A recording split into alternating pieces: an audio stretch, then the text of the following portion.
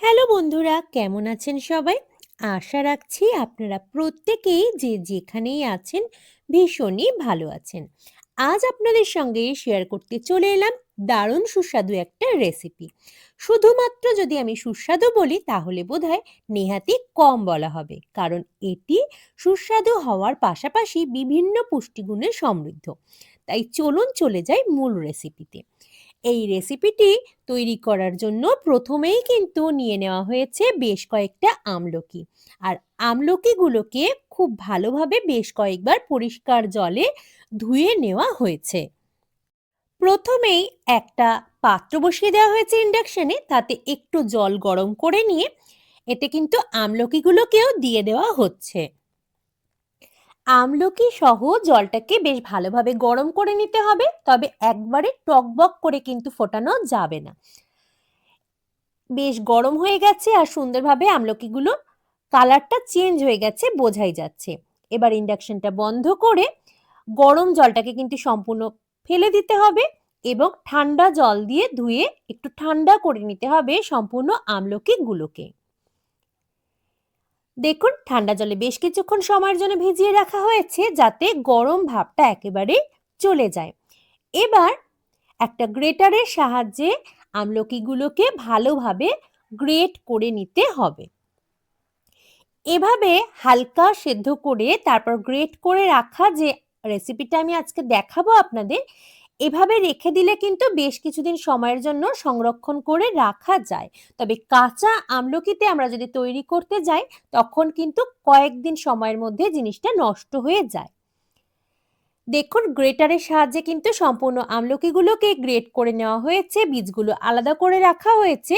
এবার চলুন রান্নাটা শুরু করা যাক। রেসিপিটি তৈরির জন্য লাগছে বিট লবণ, লাগছে গরম মশলা গুঁড়ো, হলুদ গুঁড়ো, গোটা দারচিনি টুকরো করে নেওয়া, বেশ কিছুটা গোলমরিচের গুঁড়ো এবং থেতো করে নেওয়া এলাচ। এই সমস্তগুলোই কিন্তু রান্নার কাজে লাগবে। এছাড়া লাগছে আখের গুড় ২৫০ গ্রাম পরিমাণ। আরও একটা কথা জানিয়ে রাখি, ২৫০ গ্রাম আখের গুড় যেমন নেওয়া হয়েছে রান্নাটার জন্য, ২৫০ গ্রামই আমলকিও ব্যবহার করা হয়েছে। এবার এক টুকরো আদাকে গ্রেটারের সাহায্যে ভালোভাবে গ্রেট করে নেওয়া হচ্ছে। আদাটা কিন্তু একেবারে বাটা ব্যবহার না করে এভাবে গ্রেট করে ব্যবহার করলে এই রান্নাটার টেস্ট অনেক বেশি বেড়ে যায়। যে সমস্ত উপকরণগুলো আজ রান্নার জন্য ব্যবহার করা হবে সবগুলোই তো দেখিয়ে দিলাম। এবার একটা বড় পাত্র বসিয়ে দেওয়া হয়েছে গ্যাসে, আর তার মধ্যে প্রথমেই নিয়ে নেওয়া হচ্ছে আগে থেকে গ্রেট করে রাখা আমলকি সম্পূর্ণটাই। বীজগুলো আলাদা করে ফেলে দেওয়া হয়েছে। সম্পূর্ণ আমলকিগুলো যেটা গ্রেট করা ছিল সেটা কিন্তু নিয়ে নেওয়া হলো পুরোটাই। একটু নাড়িয়ে চাড়িয়ে নিতে হবে, খুব বেশি নাড়িয়ে চাড়িয়ে নেওয়ার দরকার নেই। প্রথমেই এর মধ্যে দিয়ে দিতে হবে সম্পূর্ণ গুড়টা। গুড়ের পরিমাণ এবং আমলকির পরিমাণ কিন্তু অবশ্যই সমান থাকবে। গ্রেট করে নেওয়া আমলকি এবং গুড় এই দুটো উপাদানকে খুব ভালোভাবে খুন্তির সাহায্যে মিলিয়ে মিশিয়ে নিতে হবে। বেশ খানিকক্ষণ সময়ের জন্য নাড়তে হবে যাতে নিচের দিকের অংশ কোনোভাবেই ধরে না আসে, তাহলে কিন্তু একটা পোড়া গন্ধ বেরোবে রান্নাটার মধ্যে। আর গুড়টা ভালোভাবে মিশিয়ে নেওয়ার পরে কিন্তু আস্তে আস্তে গুড়টা গলতে শুরু করবে এবং জলীয় ভাবটা অনেকটাই বেড়ে যাবে। খুব সুন্দরভাবে কিন্তু খুন্তির সাহায্যে মিশিয়ে নেওয়া হচ্ছে। এই সময় গ্যাসের ফ্লেমটা থাকবে মিডিয়াম টু লোতে, কোনোভাবেই হাইতে রাখা যাবে না। যারা আচার পছন্দ করেন আজকের রেসিপিটা তাদের জন্য কিন্তু একেবারে অনবদ্য হতে চলেছে, কারণ এই রেসিপিটা একবার যে খাবেন দ্বিতীয়বার তার তৈরি করতেই হবে, এতটাই টেস্টি হয় এটা। মিনিট কয়েক সময়ের মধ্যে কিন্তু গুড়টা গলতে শুরু করে দিয়েছে খুব ভালোভাবে, আর আমলকির সাথেও খুব সুন্দরভাবে মিশতে শুরু করে দিয়েছে। দেখুন কতটা নরম হয়ে এসেছে। এই অবস্থায় কিন্তু মাঝে মাঝে খুব ভালোভাবে খুন্তির সাহায্যে নাড়িয়ে দিতে হবে যাতে নিচের অংশের দিকে পুড়ে না যায়।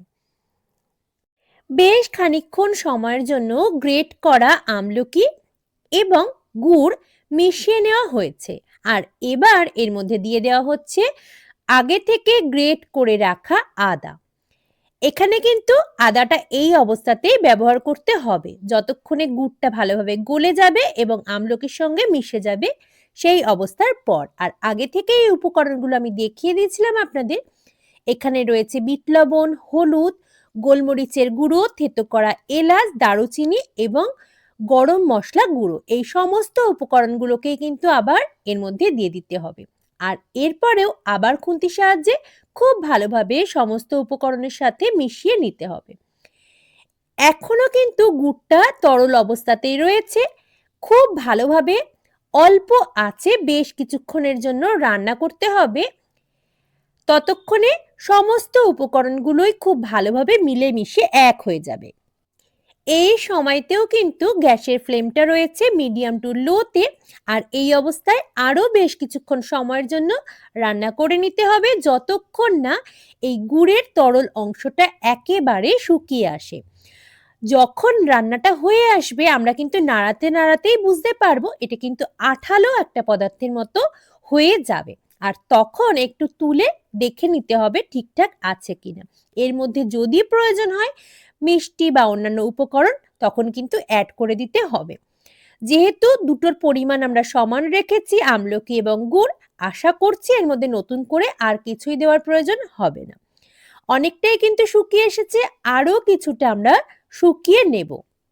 যেহেতু আজ গরম জলে ভাপিয়ে নিয়েছিলাম আমরা আমলকিগুলোকে, এভাবে রান্না করার ফলে বেশ কিছুদিন কিন্তু সংরক্ষণ করা সম্ভব হয়।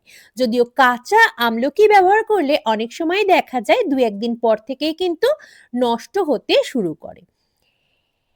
দেখুন এখন কিন্তু অনেকটাই গাঢ় হয়ে এসেছে, রান্নাটা প্রায় হয়ে এসেছে। এবার একটা খুন্তির সাহায্যে তুলে দেখে নিতে হবে রান্নাটা কতটা ঠিকঠাক হয়েছে।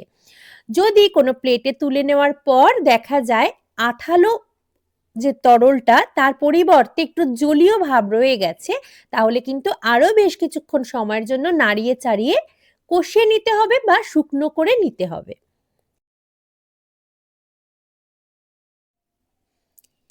অনেকটাই শুকিয়ে এসেছে, এবার একটু দেখে নেওয়ার পালা যে কতটা ঠিকঠাক হয়েছে আজকের রেসিপিটা। তাই একটু খুন্তির সাহায্যে প্লেটে তুলে দেখে নেব ঠিকঠাক হয়েছে কিনা।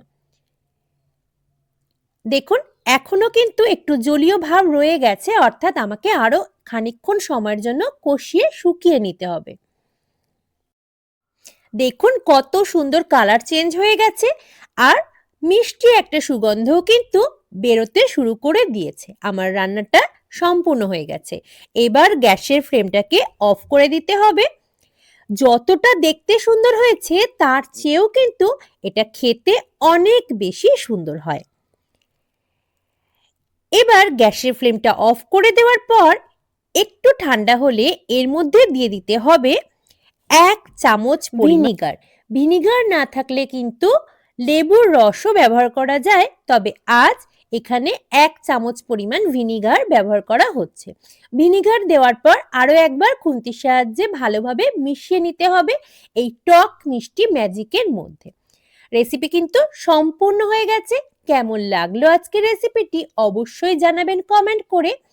আর যদি ভালো লাগে আমার ভিডিওগুলো তবে লাইক করতে ভুলবেন না। যারা প্রথমবার দেখছেন আমার চ্যানেলটিকে আমি সকলকে অনুরোধ করব সাবস্ক্রাইব করে পাশে থাকবার জন্য। যে যেখানেই আছেন প্রত্যেকে খুব ভালো থাকবেন, সুস্থ স্বাভাবিক থাকবেন আর আমার চ্যানেলটিকে সাথে রাখতে ভুলবেন না। আজকের মতো এই পর্যন্তই। নতুন কোনো ভিডিও নিয়ে হাজির হব আপনাদের সামনে খুব তাড়াতাড়ি। ততক্ষণের জন্য সকলে খুব ভালো থাকবেন। আজকের মতো এই পর্যন্তই। টাটা।